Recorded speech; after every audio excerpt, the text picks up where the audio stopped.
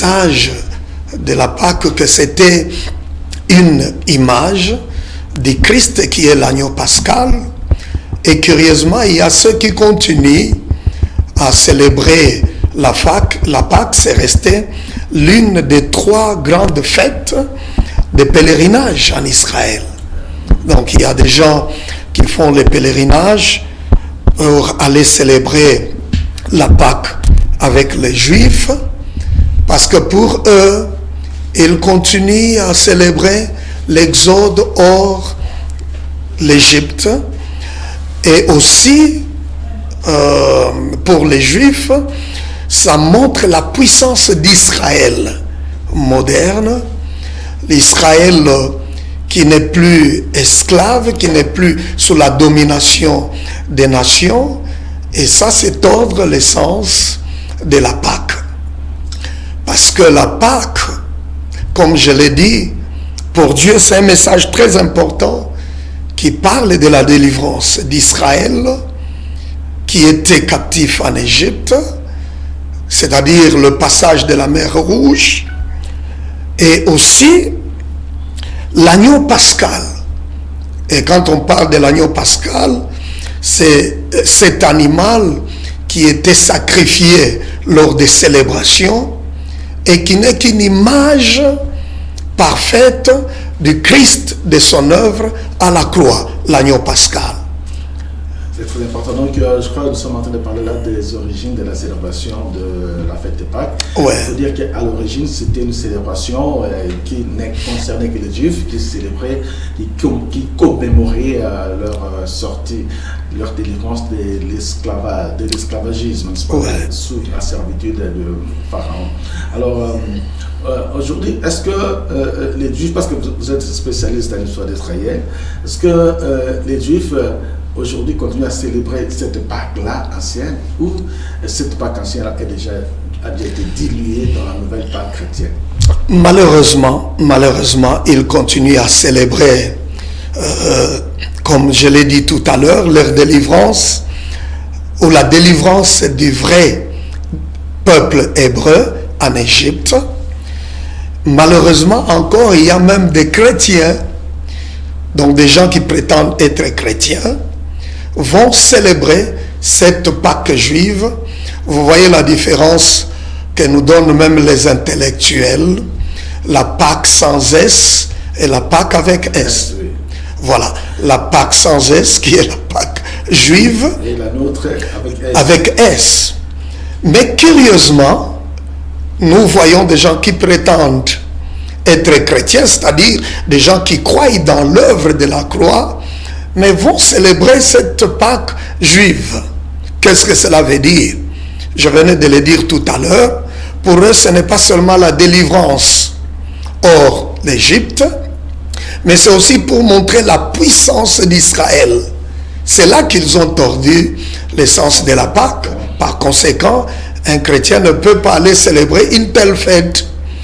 Pour nous, nous pensons à la mort et la résurrection de Jésus-Christ. Ce qu'il a accompli à la croix, c'est un message très fort pour nous aujourd'hui, parce que la doctrine de la mort, pour nous, c'est un grand enseignement qui nous montre que Jésus est le prémisse de ceux qui sont morts.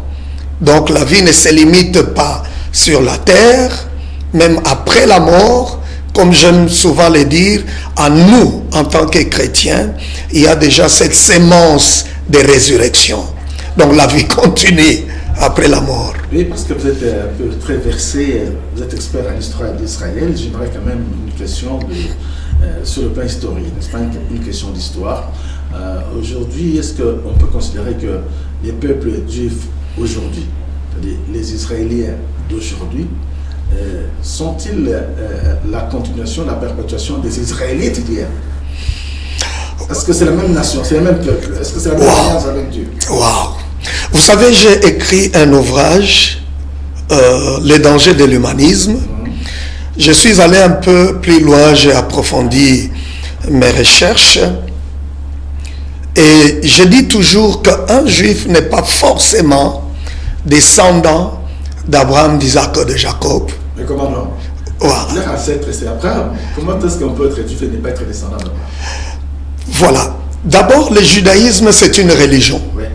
Une religion comme toutes les autres. Mais quand le judaïsme a existé, avant Jésus, à son époque, c'était pour annoncer la venue du Messie. C'est même ça, le message même de la Pâque, parce que c'est l'image du Christ comme l'agneau pascal. C'est ainsi même quand nous prenons Exode chapitre 12, tous les versets dans Exode chapitre 12 parlaient de la venue du Messie. Donc c'est le type et Jésus l'antitype. Alors pour ce qui concerne le judaïsme, comme c'est une religion, aujourd'hui c'est une religion qui a beaucoup d'adeptes, congolais, ivoiriens, tout celui qui dit, bon, moi je ne choisis pas le christianisme, moi ce n'est pas l'islam, moi je prends le judaïsme. Et cette personne, vous verrez, doit changer même sa façon de s'habiller. Il peut garder la barbe, il peut pousser plus loin même pour changer les noms. Et vous allez le remarquer, ceux qui ont adopté cette religion, si on l'appelait Maniema, alors il change, il devient Benjamin. C'est ça cette religion. Et même des chrétiens qui entrent dans cette religion changent leur prénom ou leur nom. Donc, un juif n'est pas forcément descendant d'Abraham, d'Isaac et de Jacob. Dans l'histoire, il y avait un certain roi qu'on appelait Boulam. Et celui-là, il a choisi, parce qu'il y avait le christianisme et le judaïsme, l'islam à côté, mais lui avait choisi le judaïsme à la place des autres religions. Et ces gens ont adopté le judaïsme comme religion pour eux. Et l'histoire du vrai peuple hébreu n'a rien à voir avec le judaïsme moderne. Et je vais plus loin pour dire, nombreux ne sont que des usurpateurs de cette identité. Raison pour laquelle nombreux sont contre les messages de la nouvelle alliance, sont contre l'œuvre de la croix. Cependant, un vrai juif devrait absolument croire en Jésus, soutenir le christianisme. L'une des raisons dans Apocalypse 2:9, le Seigneur dit, vous dites que vous êtes juif, mais vous ne l'êtes pas. Vous êtes une synagogue de Satan, parce que ceux qui prétendaient être juifs étaient les premiers à maltraiter, à persécuter les chrétiens. Et cet esprit-là continue jusqu'aujourd'hui. Pour un juif qui n'aime pas le Seigneur, doit détruire les littératures chrétiennes. Il doit détruire ou falsifier, incorporer ce que la Bible appelle les fables juives dans le christianisme. Et voilà, ça nous amène même à falsifier l'essence même du message de la Pâque. Bien, merci beaucoup, docteur Maniema Wilson, pour ces éclairages.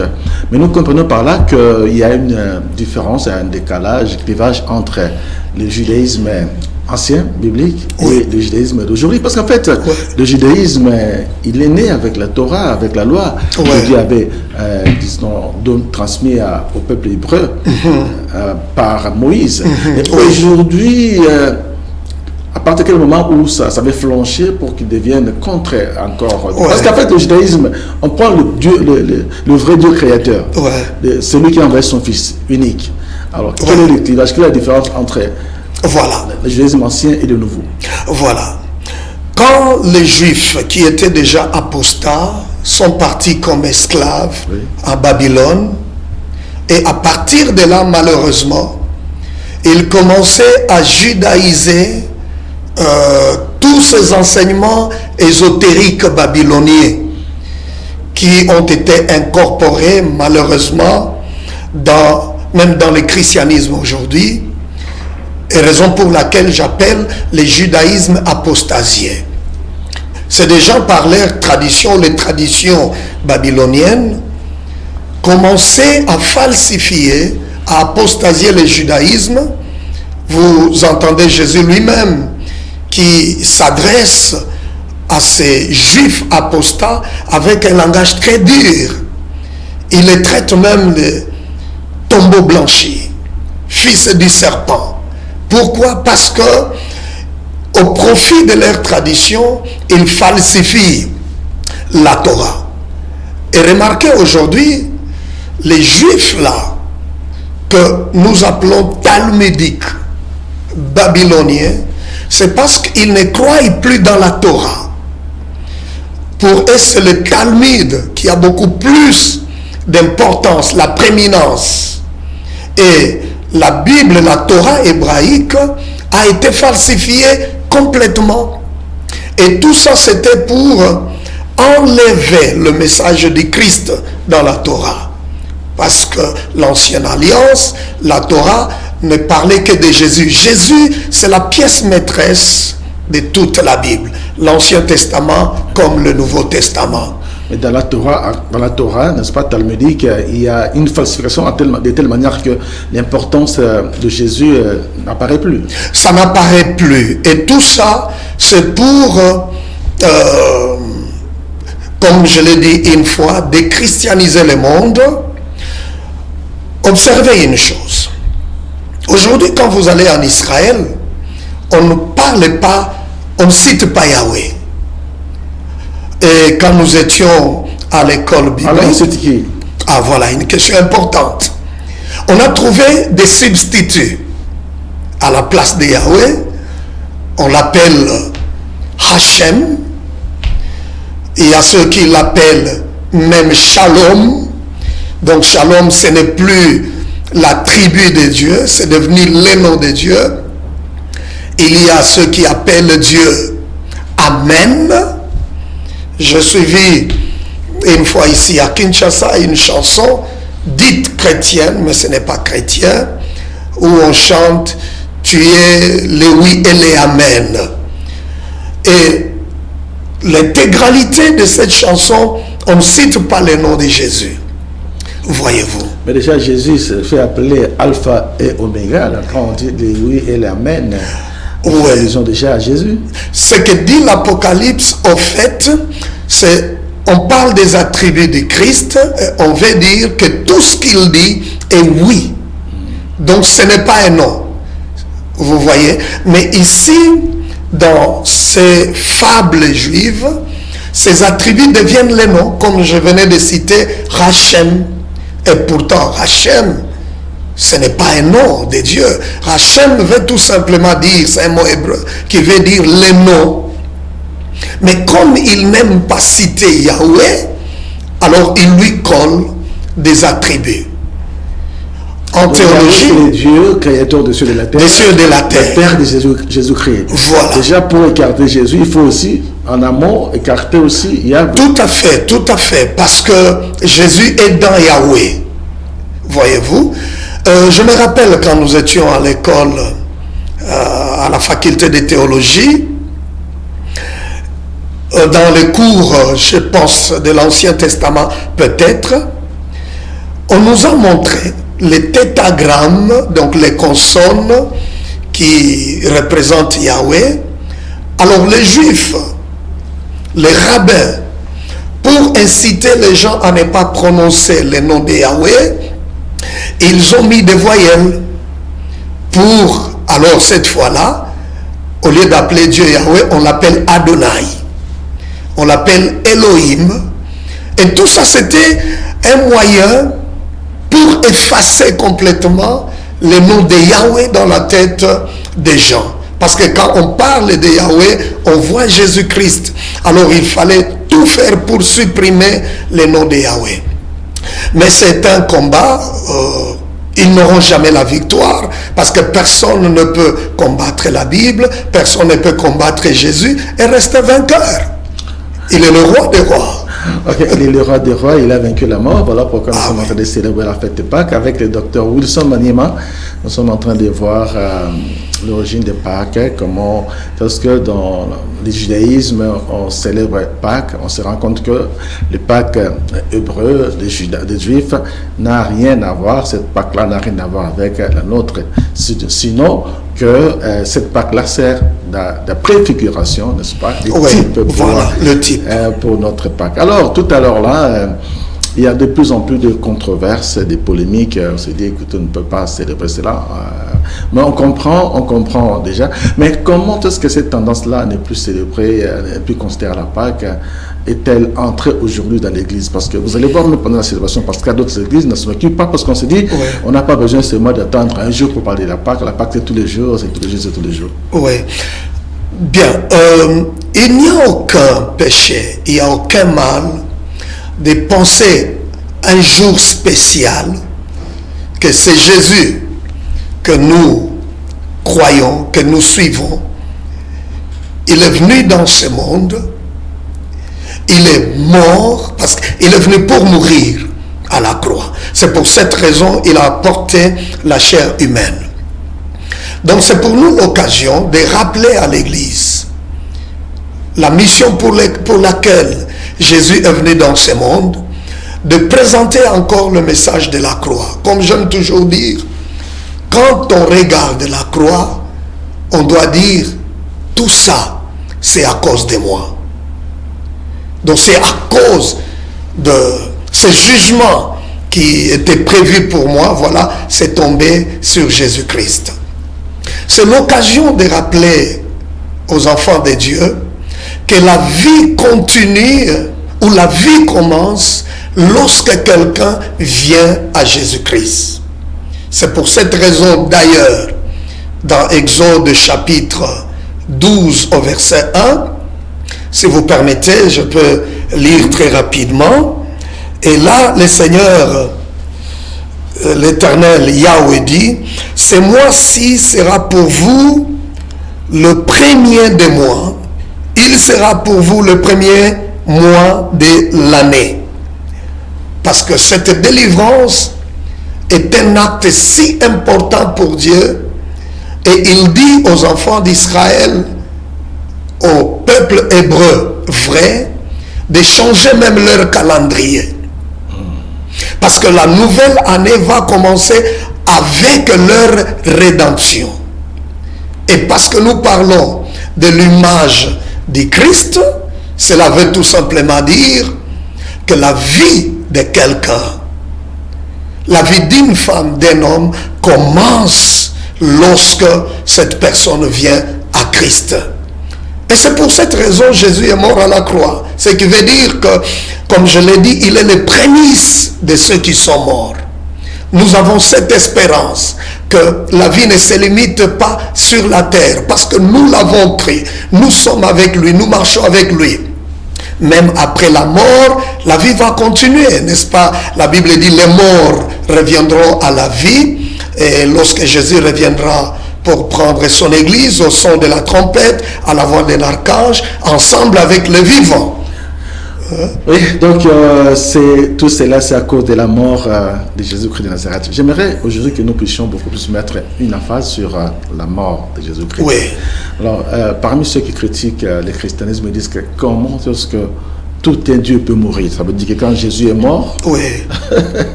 et le monde est resté sans Dieu pendant 3 jours. Non, le monde ne va pas rester sans Dieu. Parce qu'il est mort pendant 3 jours, le séjour des morts. Comment est-ce que vous, en tant que spécialiste, comment pouvez-vous donner de lumière, de l'éclairage au peuple de Dieu par rapport à ceux qui pensent que le monde était resté vide sans Dieu parce qu'il était dans les tombeaux? Non, il était très important. Jésus en tant que Dieu, 100% Dieu, 100% homme, parce qu'il a porté la chair humaine, et dans son humanité, en tant qu'homme, avec cette chair humaine, ce n'est pas l'esprit qui allait mourir à la croix, verser le sang. Il fallait mettre fin avec tous les sacrifices, comme ça se passait sous l'ordre ancien, religieux. Et vous suivez, vous entendez Jean dire, voici l'agneau de Dieu qui ôte les péchés du monde. Et j'aime cette phrase, cette partie qui dit l'agneau de Dieu. Parce que, avant la venue de Jésus sur la terre, tous les sacrifices et tous les agneaux qui étaient offerts était fourni par les hommes. Différemment de Jésus, c'est fourni, c'est offert par Dieu lui-même. Et pour enlever le péché du monde entier, c'est différent du sacrifice dans Genèse chapitre 4. Rappelez-vous de l'offrande d'Abel et son frère Caïn, et bien explicité dans l'épître aux Hébreux comme étant un sacrifice plus excellent que celui de Caïn. Mais là, c'était l'offrande, c'était le sacrifice pour un individu seul, Abel. Mais dans les livres d'Exode, chapitre 12, quand on parle de l'agneau pascal, au verset 3, si je ne me trompe pas, cette fois-là, on parle de l'agneau pour une famille, pour une maison. Donc là, c'est l'agneau pour une famille, pour une maison, différemment de ce sacrifice pour un individu. Et là, le temple, la tente d'assignation n'était pas encore là, il n'y avait pas de prêtres. C'est la raison pour laquelle c'était une fête familiale, domestique. Mais lorsqu'on voit le temple, le tabernacle, et ça va devenir maintenant l'agneau pour la nation juive, pour Israël. Mais ce qui est merveilleux, il ne faudrait pas que le salut s'arrête à un individu, à une famille, à une nation. C'est la raison pour laquelle quand Jésus vient, voilà pourquoi nous aimons ce message de la Pâque. Ça sera cette fois-là l'agneau qui ôte les péchés du monde. Donc ça concerne toutes les nations, toutes les tribus. Nous sommes sauvés. Quiconque croit en Jésus, il aura la vie éternelle. Alors il fallait que l'agneau de Dieu, que Jésus puisse venir dans la chair humaine et mourir à la croix. Nous croyons dans le message de la Trinité. Et dans le message de la Trinité, dans ces mystères-là, Dieu s'arrange. Parce que quand on parle de la Trinité, il ne s'agit pas de trois dieux, un seul Dieu qui se manifeste en trois personnes différentes. Alors, il fallait que Jésus prenne la chair humaine pour aller mourir à la croix de Golgotha. Et quand il meurt, il va ressusciter 3 jours après. Il va passer encore 40 jours sur la terre et la Bible est claire quant à ça. Les gens l'ont vu pendant 40 jours. Et pendant ces 40 jours, le seul message, comme il exhortait aux apôtres, à ses disciples, c'était de proclamer le message du royaume.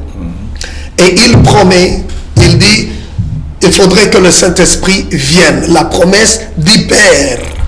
Là encore, nous voyons la Trinité, parce que c'est Jésus qui parle aux disciples, et il parle de la promesse du Père, et cette promesse du Père, c'est le Saint-Esprit. Donc, Jésus va continuer à vivre au milieu de nous, comme les disciples étaient inquiets, mais il va partir, et comment nous allons rester pour qu'il ne soit pas troublé. Il dit, alors le Saint-Esprit viendra. Donc, il continue à vivre parmi nous, il est là présent avec nous. Moi, je comprends donc que quand Jésus est mort sur la croix, le monde n'est pas resté sans Dieu. Non. D'ailleurs, il est mort physiquement, et son esprit était vivant. D'ailleurs, si on analyse très très bien la parole de Dieu, il n'a pas été tué, parce qu'il dit, je donne ma vie, de mon propre gré, je donne ma vie. Jésus n'a pas été tué. Il a dit, Père, je donne mon âme. Il a donné son âme lui-même. Oui.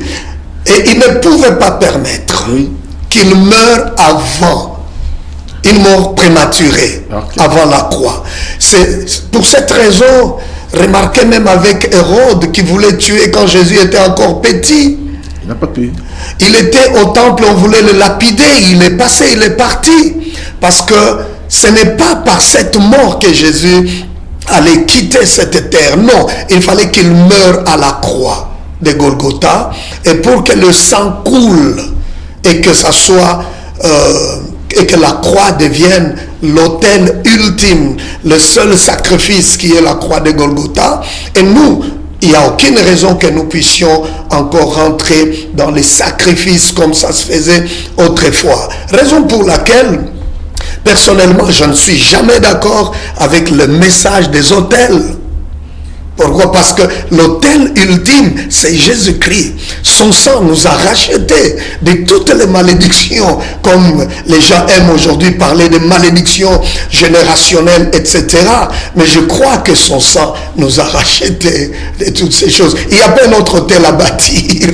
Alors, je me rappelle ces cantiques que nous avons toujours chantés, oui. Surtout la nativité. À l'étable misérable, Wow. contempler ces nouveau-nés, Oh, mon Dieu. à la terre et au mystère, Dieu lui-même s'est donné. Wow. Donc, en fait, c'est un peu ça le mystère de la mort de Jésus-Christ. Wow, Alors, fantastique. pour essayer de terminer pour aujourd'hui, nous allons vous retenir dans d'autres émissions. Merci. Vous êtes déjà dans le point de doctrine, Oui. et je vous recevrai aussi autour de la Bible pour parler du tabernacle, Oh, n'est-ce pas, du fantastique. tabernacle. Pourquoi le tabernacle, on en parlera. Mais aujourd'hui, j'aimerais que nous puissions chuter pour expliquer un peu les doctrines, la doctrine de la mort de Wow. Jésus de Nazareth. Comment Merci. est-ce que la mort Oui. d'une personne Oui. peut-elle être le salut de l'humanité, du monde entier? Oui. Qu'est-ce qui s'est passé spirituellement? C'est comme ce qui dirait le mystique divin Ouais. de Dieu. Ce message, la doctrine de la mort, c'est toute une doctrine. Oui. Il faut que ça soit bien enseigné dans nos églises. Quand les gens ne sont pas enseignés, ils ont même peur de la mort. Ah, nous les Africains, nous avons très peur de la mort, hein. Et même quand vous dites à quelqu'un, vous allez mourir, il a peur. C'est comme ça que les gens tremblent. Ils ont peur quand ils entendent parler de la mort. La mort, ce n'est pas une malédiction. Écoutez, Wow. ah oui, ce n'est pas une malédiction pour celui qui est en Christ. Parce que le monde ne nous appartient pas. Nous sommes dans ce monde pour un but, pour une mission. Pour un temps donné. Pour un temps. Et c'est pour cette raison, il est très important que chaque personne puisse comprendre le but pour lequel Dieu l'a envoyé dans ce monde. Comme ça, quand le temps arrive, Dieu peut vous retirer à tout moment. Et celui qui est sauvé, qui comprend le message de la croix, il n'a pas peur de la mort. Et vous savez quoi? Dieu ne permettra pas que quelqu'un vous enlève de cette terre si votre temps n'est pas encore arrivé. La doctrine de la mort, déjà dans l'Ancien Testament, elle était incomplète. Parce que même le livre d'Ésaïe chapitre 26 en parle largement là-dessus, mais c'était incomplet. Mais le problème, c'est que la mort elle-même, Oui. vous dites ne pas être une malédiction pour ceux qui sont en Christ, Ouais. mais elle a été une sanction Oui. décidée par Dieu Ouais. après le péché. C'est pour cette raison, il fallait que Dieu prenne la chair humaine. C'est pour cette raison, il fallait que Jésus meure à la croix. Et nous, vous et moi, nous allons mourir. Mais pour nous qui sommes physiquement, pour nous qui sommes en Christ, comme je l'ai dit, il est le prémisse, dit la Bible, de ceux qui sont morts. C'est-à-dire quoi? La résurrection de Jésus, c'est une assurance pour nous que nous allons revenir aussi à la vie et continuer cette vie pour l'éternité avec le Christ. Et la Bible dit, ceux qui sont en Christ, lors de la première résurrection, vont revenir à la vie. Mais les méchants, eux, ne vont pas revenir à la vie. C'est quand il y aura l'enlèvement. Ils seront ressuscités pour la damnation éternelle. Donc il fallait que le Seigneur meure. Et cette doctrine de la mort a été bien explicitée par d'abord Jésus-Christ lui-même, ainsi que les apôtres, comme l'apôtre Paul en parle largement. Et dans 1 Corinthiens chapitre 15 verset 20, où il dit que Jésus est le prémisse de ceux qui sont morts. Raison pour laquelle vous et moi, nous ne craignons pas la mort. Nous sommes tranquilles. Parce qu'il fallait que le sang soit versé, n'est-ce pas, par Ouais. rapport à l'antitype, plutôt le type, hein, n'est-ce pas? Oh, exact. Le type de l'Ancien Testament, Oui, le oui. sang couler. Qu'est-ce que le sang de Jésus a de particulier? Wow. Parce qu'on nous fait comprendre que ce sang est différent parce qu'il y a 23 chromosomes, ainsi de suite. Vous qui avez été en profondeur dans les analyses, dans les recherches, qu'est-ce que le sang de Jésus a de spécial? Le sang de Jésus. Chromosomes par rapport aux autres sangs. Bien. Moi, je voudrais plus parler de la gloire dans le sang, l'importance de ce sang. C'est ce qui est le plus important. Le sang de Jésus, c'est au-delà d'invoquer le sang comme on le fait aujourd'hui. J'invoque le sang. Ce n'est pas ça. Quand on parle du sang de l'agneau, regardez dans Exode chapitre 12. Avant de manger l'animal, l'agneau pascal, il fallait d'abord asperger le sang sur la porte, le linteau. Et plus tard, ça ne sera plus sur verser le sang, asperger le sang sur les portes, mais ça deviendra le sang qu'il faut asperger sur les propitiatoires, comme dit la Bible dans Lévitique. Les propitiatoires, c'est cette plateforme de rencontre entre Dieu et l'homme pécheur.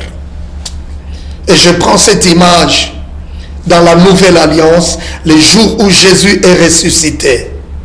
Marie est allée au cimetière et elle regarde dans le sépulcre. Le corps du Seigneur n'était plus là, mais qu'est-ce qu'elle va voir? Elle voit deux anges vêtus en blanc. L'un était à la tête de là où était le corps du Seigneur et l'autre au pied. Ça, c'est l'image du propitiatoire que Dieu a voulu révéler. Et ces anges-là étaient assis, n'est-ce pas? Contrairement aux anges des chérubins dans l'Ancien Testament, eux étaient debout. Avec des ailes déployées. Exact. Et avec le regard tourné là où il y avait le propitiatoire. Mais les anges dans la Nouvelle Alliance, après la résurrection de Jésus, qui étaient assis. Pourquoi assis? Cela veut dire que la rédemption est accomplie. Parce que dans les temps anciens, dans l'Ancien Testament, même les sacrificateurs, dans les tabernacles, il n'y avait pas de chaises. Ils travaillaient debout. Ils ne pouvaient pas s'asseoir. Mais regardez Jésus, la Bible dit, il est à la droite du Père assis. Parce que la rédemption est accomplie.